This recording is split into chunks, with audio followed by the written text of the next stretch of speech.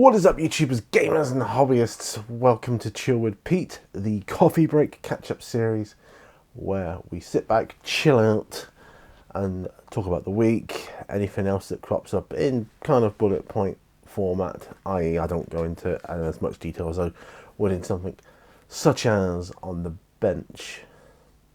No hard and clear format for that. It's just whatever comes to mind, really. Or, in my case, whatever I remember. Because that's not always forthcoming. Anyway, what a week I've had, you know. And I've talked about this on the bench as well. I've talked about how busy it is at work and how busy work is usually at the moment anyway for me these days. The reason for that is because of being short-staffed. Can't really be helped. It's not really going to change until kind of mid-June, but hopefully it'll get back there. It'll get back to normal, and yeah, so that is good. So work, busy. Unfortunately, I can't talk too much about that, but other stuff, hobby related. I've got so many figures out in front of me. You know, all that time I spent trying to clear the bench of stuff. You know, get all the miniatures painted off the desk, which I did for the painting challenge. But then I went and got a load of miniatures out of storage and decided to, well, let's see if I can paint a load more. And what I really wanted to do, and I started doing, was I was getting stuff ready for my role-playing. Because I've got the book here in front of me, the Player's Handbook for D&D. So, I mean, I am around to doing that, and I've been doing some good things. I've been making up my own, like my little notebook there, my Warhammer notebook. I've been making up these really cool tables of things, like element tables and that, which I'm going to be using in my campaign as not so much starting points, but points as to what directions I want the threads to go in, the storyline to go in. For instance, say I'm at a beach, say, right, what's going to happen next? If I cannot, for some reason, while solo playing, get to the next scene or whatever I want to do, because sometimes it happens, these things crop up, things go dry or stale, and you think, I don't know where it's going now. You know, I have elements that I want to include in my campaign, so I'm going to roll on one of the tables randomly, whatever that says. Say it was, I don't know, building a sandcastle. I think, oh great, I'm at the beach, I'm going to build a sandcastle. But if I wasn't, then building a sandcastle was going to come into the next scene, and then I have to think of a way to link that. So if I was in a city, say, and I want building a sandcastle to be a thing, I'd be thinking, right, okay, I need to get from the city to a beach. Where's the nearest beach? What map am I using? And things like that. And I got some incredible maps. I got a couple through the post. One I'm going to be using, which I got off of eBay, which comes from the Dragon magazine. But it's going to be great for a city, you know, a cityscape. You know, if I'm traveling around and I come across a big city, well, that's going to be it. And it's numbered. It's got numbers on the different places as well, so I can sort that out. Like, I could pick one of the numbers, and then this is a cool bit. I could go in further detail, and use something sort of like this, if I wanted to, as a floor plan or a map or whatever. You know, I've got loads of stuff I can do here, loads of options, which is great, fantastic.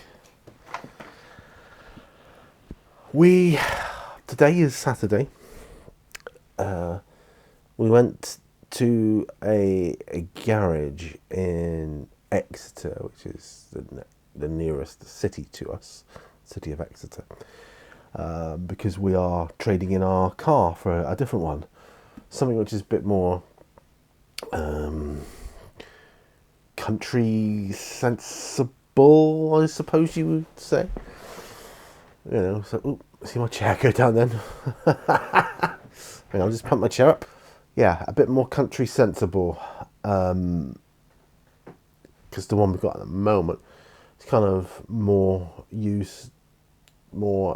better used for city driving, not country lanes and muddy potholes and things like that. Not that we get potholes in Seaton, but there's some of the country lanes you can do. Farm lanes and things like that, so you need something a bit higher off the ground. You don't feel the bumps quite so much. Nice comfy drive. We went out today, we took it for a test drive. We both really liked it, so we're sorting that out. So we're swapping our car for that one, so that's going to be cool. So that's going to be a nice difference for us, so that's good. That's all good. Monday I've got my town councillor application presentation that I'm going to be doing, so that's going to be interesting. I'll keep you updated on that. I'm just going to change this camera angle slightly if I can. There we go. Just a tad. I'm wearing this hoodie thing, because it's quite cold. We were out. We went out to an Indian restaurant, very very local to us. I've never been in it before. There's two in Seaton. I haven't been in either of them. It's one of those things. Just haven't got around to it. Haven't got around to going everywhere yet. And that was one of the ones. So that was good to tick that one off the list, as it were. Oh, by the way, I've got immune tea today. It's called immune tea. It's like a fruity tea, but it's supposed to boost your immune system. So I'm going to try that. Probably hot. Right, so going back to the role-playing stuff. So I got this incredible 3D printed fighting picture. I've only just started priming the base there, because that's going to be stone. And I've been doing that, I'm going to paint that up.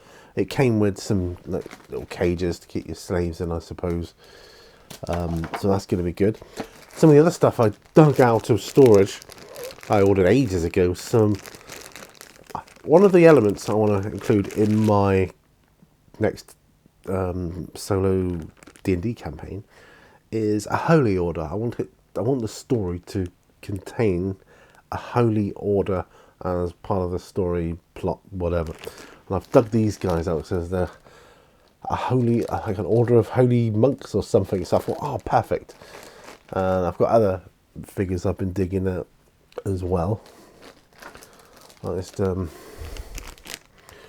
druidy guy here. I thought he'd be cool for a character. Oh, I had a Wendigo. I thought that would be a really cool thing to, like, monster to pit us against a Wendigo, because I find them particularly scary, and skinwalkers and stuff like that. I find that kind of thing a bit chilling. It's the sort of thing I like to watch about on videos late at night. So if I wasn't doing this, I'd probably be watching a video on skinwalkers. Someone camping on their own in the middle of nowhere, looking for skinwalkers, trying to creep myself out. That's the kind of person I am. Do you guys have anything like that you like to do? Do you like to creep yourself out with any type of video?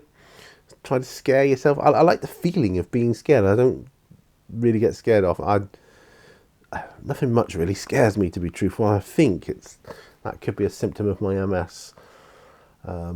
I don't know. I don't know that for a fact, but I think that could be a symptom of it, because certain things in my psyche and neurologically have changed.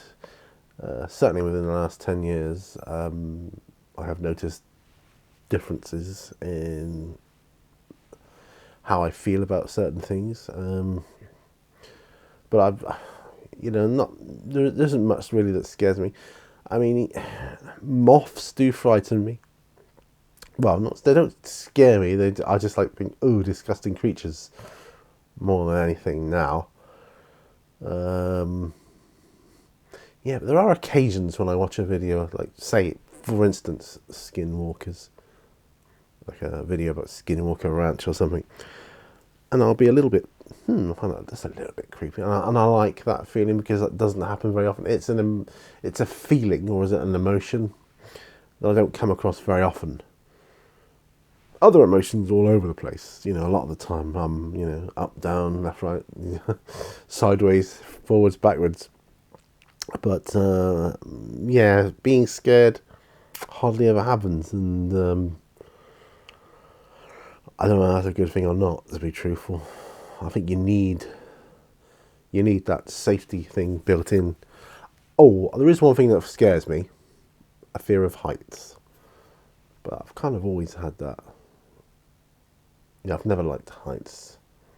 Yeah, I don't wanna fall down and be splattered on the floor. You know, that's just me. But that's survival, basic survival, isn't it? I don't know. Have some more of this. So yeah, so what I've got to do for my role playing is create a new character, because the old characters for my D&D first solo outing. Do you remember that one? That's it's my second most popular video. Well, those characters, I found them. I came across them. They were clearly level 1 characters because they're written in pencil on lined paper. I've always tended not to bother with proper character sheets until a character has progressed from first level. And I've always done that, you know, with groups, whatever, purely because level 1 characters, even in D&D, can die quite easily, and you know, rather than printing out proper character sheets, or back then buying them, you know, I was like, no, you just write it out in pencil, you know, because if you die, just write up another one and start again, rather than scrap that, you know, character sheet that I've bought, or you've bought, or I've printed out, waste that, you know, wasting the ink. Yeah, so I tend to, level 1 characters, I just tend to write out in pencil. Now, that's just something how I've done it, always done it. But back in the old days, that's all you had. You didn't even have proper character sheets. It was literally written out in pencil on lined paper, or perhaps your exercise book at school or something, you know, getting into trouble with the teachers for, you know, defacing the back, you know, the inside of your maths book or whatever. Maths books were great, weren't they? Graph paper. God, if we could get hold of a couple of those. I mean, that was, you know, plotting out dungeons and everything on that. It was brilliant, you know. Yeah, it's really, really good. Sneak into the stock cupboard and get a couple of maths books for our D&D campaigns. Brilliant. Am I the only one that did that? Probably. If I am, my bad. I was doing an on the bench last night, and I was painting my Valparfa miniatures, which I'm you know, enjoying. I'm really enjoying them, actually. And I had a bunch of miniatures that I took out of a box that are they're not finished. You know, they're about halfway painted, so I'm just doing a little bit of work here and there on them. And a Zombicide, a survivor that I got called Hayden. And I've been painting him up, you know, and he's got a really cool starting skill called 2 cocktails are better than 1. That's what drew me to him and made me get him, because yeah, I think that'd be great starting character in Zombicide. So I thought, well, I'll get him, because he might be a character I could relate to. But yeah, anyway, so that's that. I've been trying to organise bits and pieces in here, in the hobby room. I've cleared some stuff out. I've packed some old board games and things like that away that I don't play. I own them, but I don't play them. So they're just sat taking up valuable space on a shelf that I could put something else on. So that was kind of cool. I've still got a little bit of a ways to go yet. To be honest, this whole room was just kind of thrown together. It just materialised out of the masses of boxes that were stored in here from when we moved over a year ago now. So nearly 15 months ago. It's my birthday this month, and not on my birthday, but shortly after, I'm hoping to go to the British National Tank Museum. That's going to be a fantastic day. I've been there before once as a child. It was so long ago. I've been wanting to go back there for a long time. I will make a video about it because it's something I want to do. It's going to be a great day out. I love seeing the tanks, like, real life tanks up, in person, from Second World War and First World War and that, and it's just incredible to actually see and touch, these real tanks. It's just, I don't know, I like it. So that's something I want to do. I'm going to go there, and we'll probably be going there quite possibly in our new car. Possibly. Anyway, that's something else. So this fighting pit I was showing you is another element I wanted to incorporate into my solo roleplay, and that is going to be a scene. That's not just going to be a one-off scene either. I mean, the fighting pit, you can spend a long time there. I remember years ago, my gaming group that I was in. I wasn't running those back then. It was a game called Talislanta. I didn't run Talislanta games, but a friend of mine did. He was a great GM for that.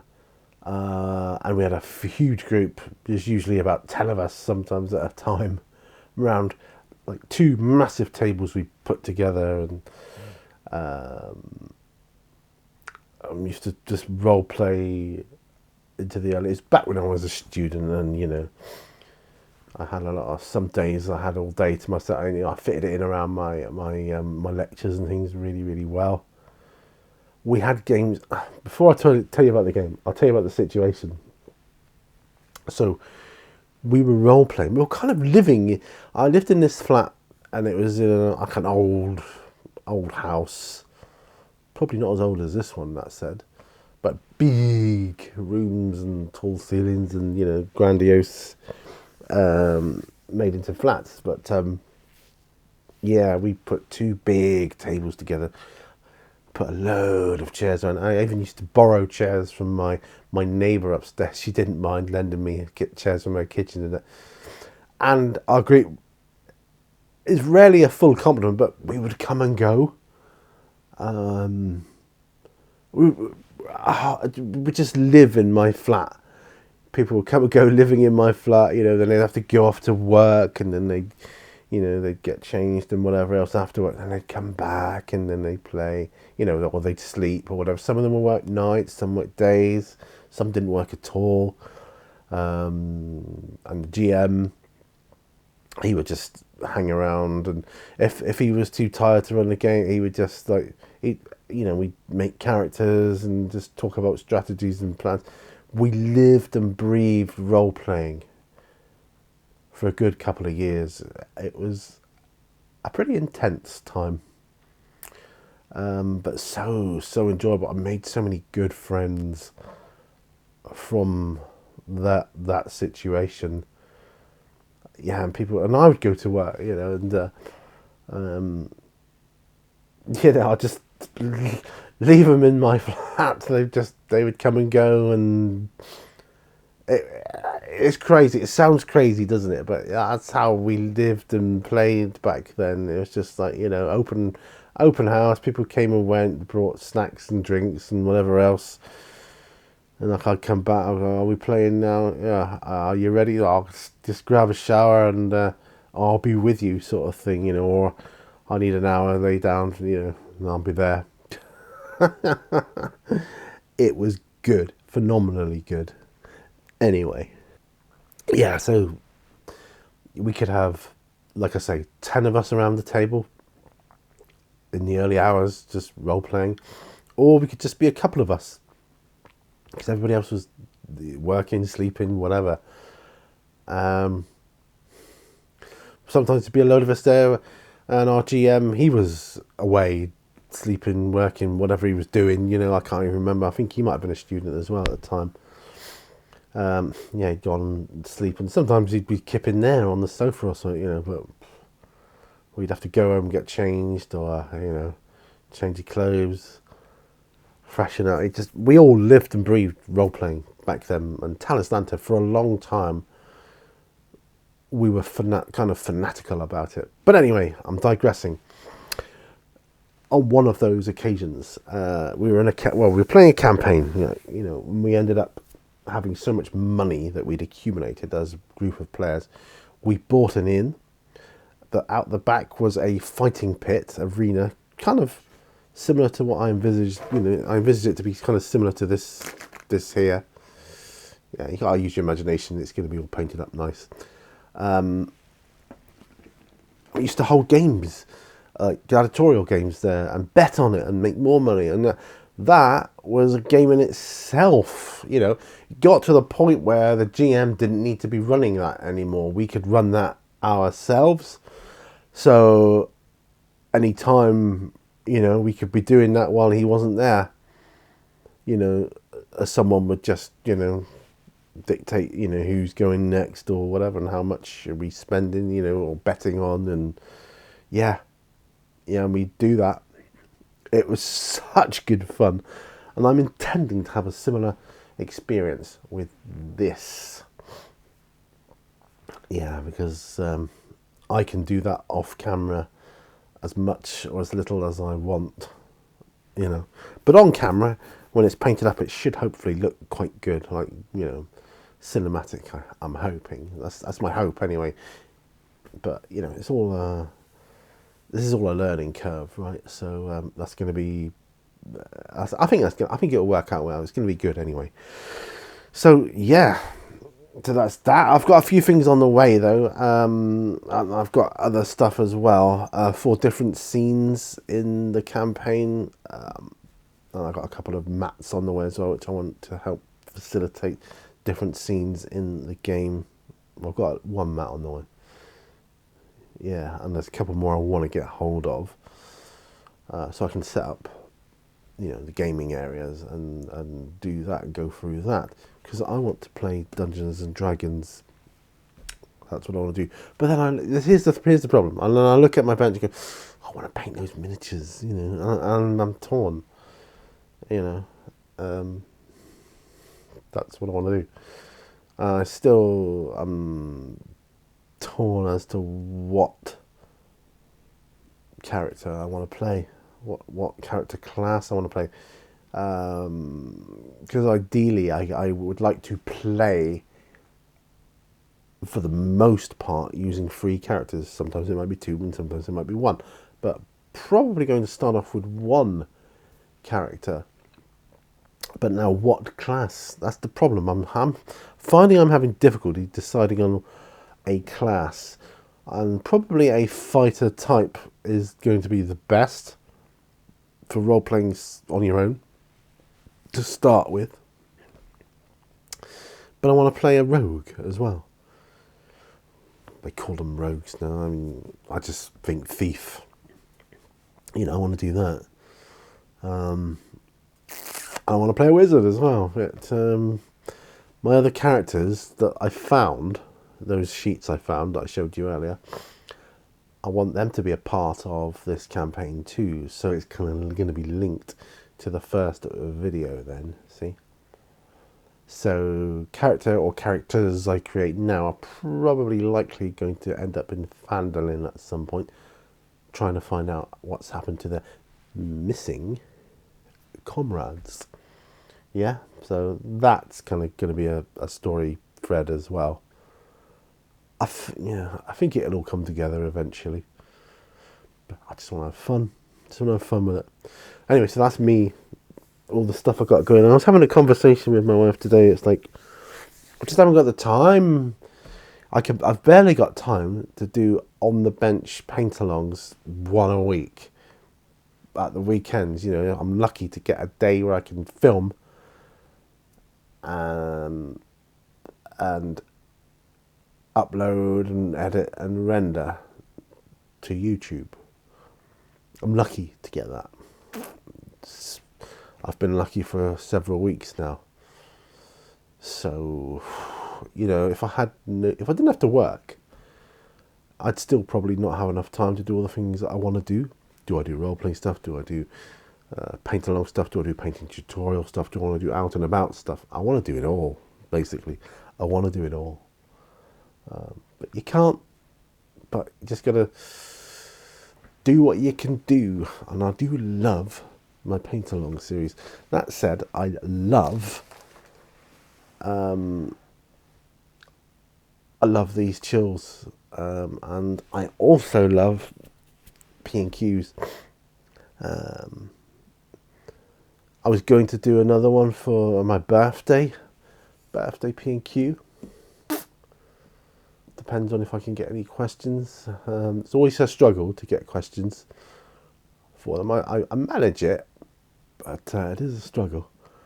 But I do enjoy those. They are very enjoyable. But anyway, I've still got some drink here. I've finished my immune tea.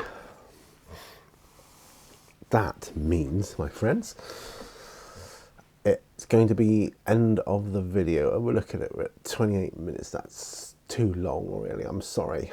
But if you're still with me, thank you very much indeed. I really do appreciate that. Thank you. It means the world to me. It really does. Please hit that like button if you like these videos. Or even if you don't, hit the like button anyway. If you don't like them, hit the dislike button. Either one helps the YouTube algorithm. So, but interact. And don't forget, all brushes lead to war. I will see you guys on another video. Take care. Have a good weekend. Have a good week. Have a good whatever. And I'll see you on another video. Bye for now.